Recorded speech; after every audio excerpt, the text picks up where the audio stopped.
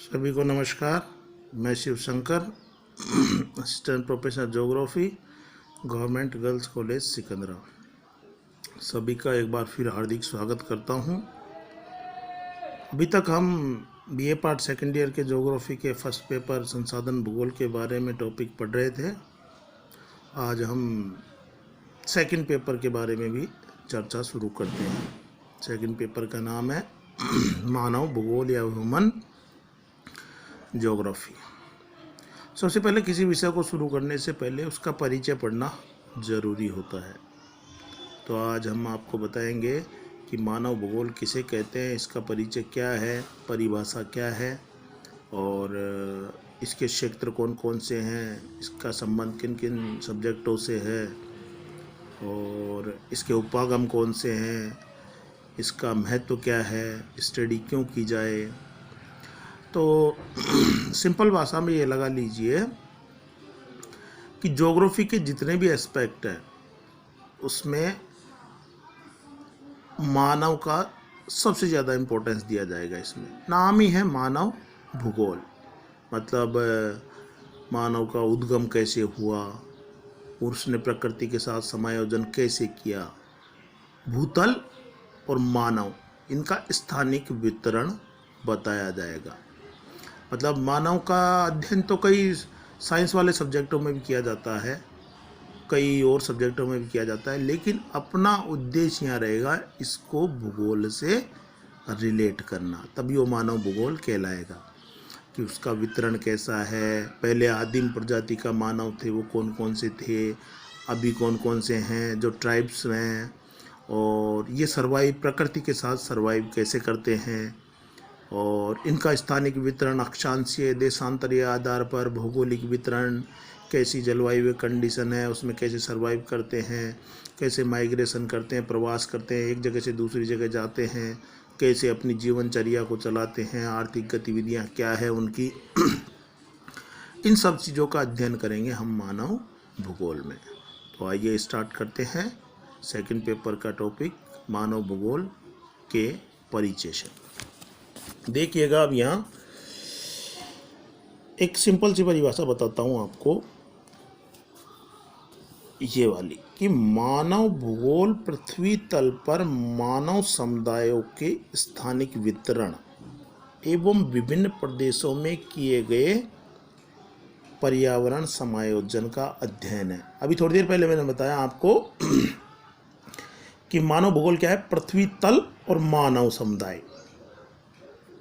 मतलब नेचर को ले लिया और मानव को ले लिया, इन दोनों में क्या रिलेशन है, इनका वितरण कैसे है मानव का, और वो कौन कौन से प्रदेशों में रहता है, इनकी स्टडी करना ही क्या कहलाएगा, मानव भूगोल। तो दो चीज़ें ज़रूर ध्यान रखिएगा इसमें, एक तो पृथ्वी तल और एक मानव समुदाय। अब इसके आगे डिटेल से कई चर्चा कर सकते हैं अपन, लेकिन ये तो एक नॉर्मल डेफिनेशन होगी।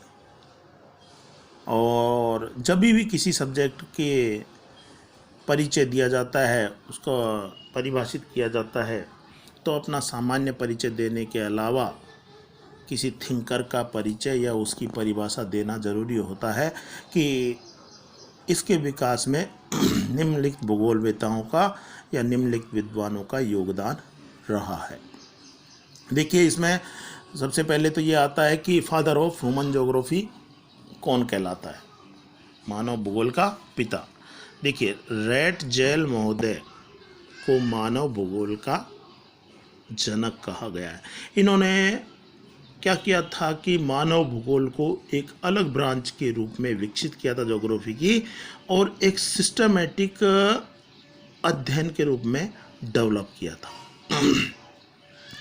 और आगे बात करें तो इससे रिलेटेड विद्वान कौन कौन से थे, तो इसका अधिकतर ये फ्रांस में हुआ था, जिसमें Vidal de Lablache, Jean Brunhes, Albert Demangeon, German भौगोलिक संप्रदाय में Humboldt, Ratzel, Karl Ritter, British संप्रदाय भी था जिसमें मैकिंडर, फ्लोयर, अमेरिकन संप्रदाय में कुमारी Semple, Huntington, Isaiah Bowman, G Taylor, Carl Sauer आदि विद्वान थे।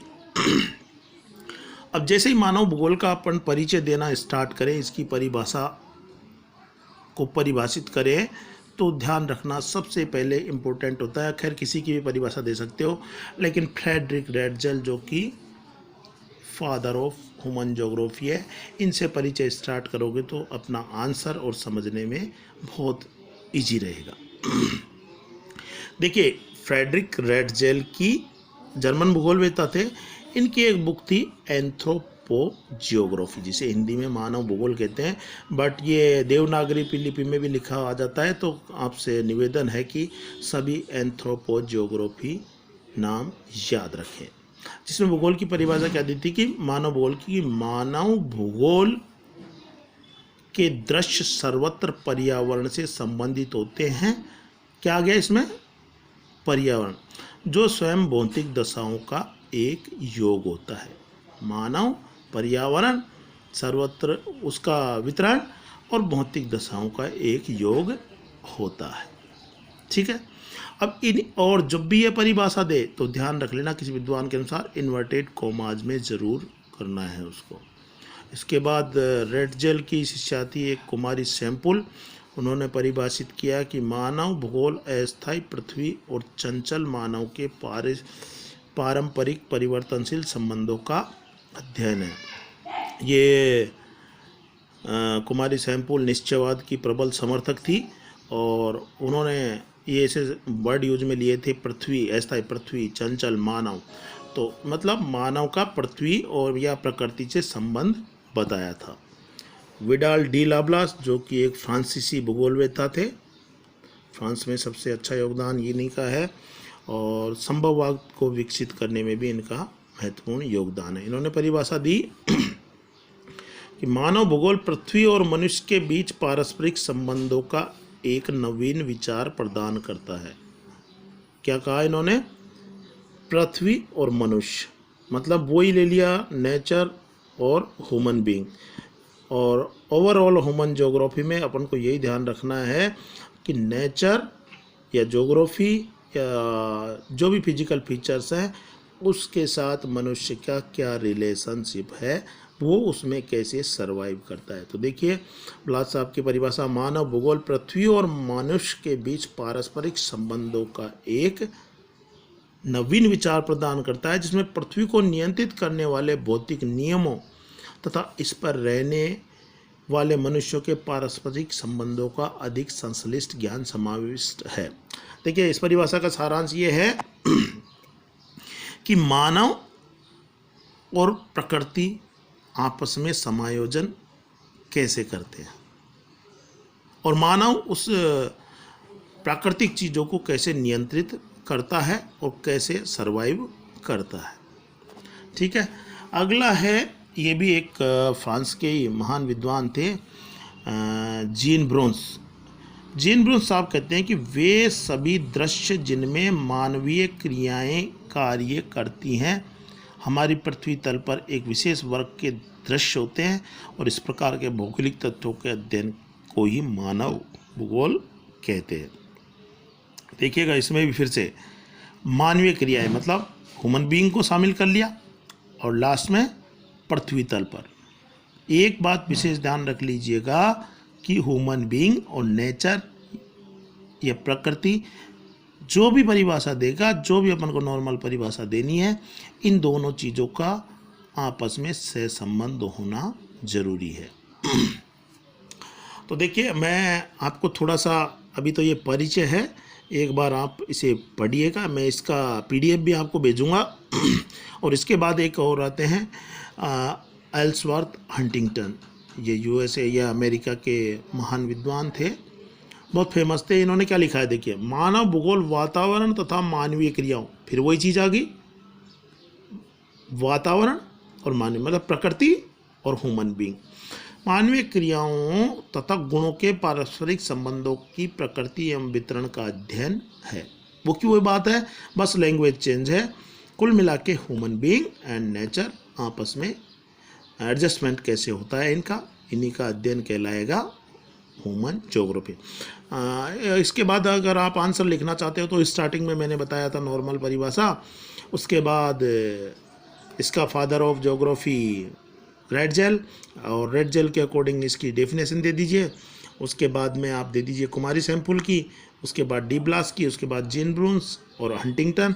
और अगर आप वो परिभाषा देना चाहो तो डिमांजिया साहब और कैमिलो वेलो, वाइट रेनर, डिकेन पिट्स या डेविस की भी परिभाषा दे सकते हैं।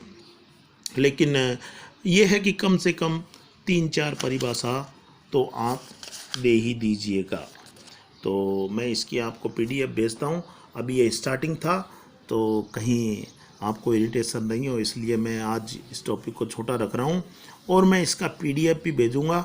और जैसे ही इस टॉपिक को आगे स्टार्ट किया जाएगा तो परिचय को वापस शामिल करते हुए आगे बढ़ा जाएगा। और एक बात और ध्यान रख लीजिए अब कि अब प्रायोगिक परीक्षाओं की कक्षाएं भी आपको ऑनलाइन संचालित करूंगा मैं। तो सभी से निवेदन है कि JP शर्मा की बुक जो प्रायोगिक भूगोल की है वो खरीद लीजिए, और क्योंकि आपको टॉपिक समझने में इजी रहेगा। तो 1-2 दिन में हम प्रायोगिक भूगोल की भी क्लास स्टार्ट करेंगे। धन्यवाद।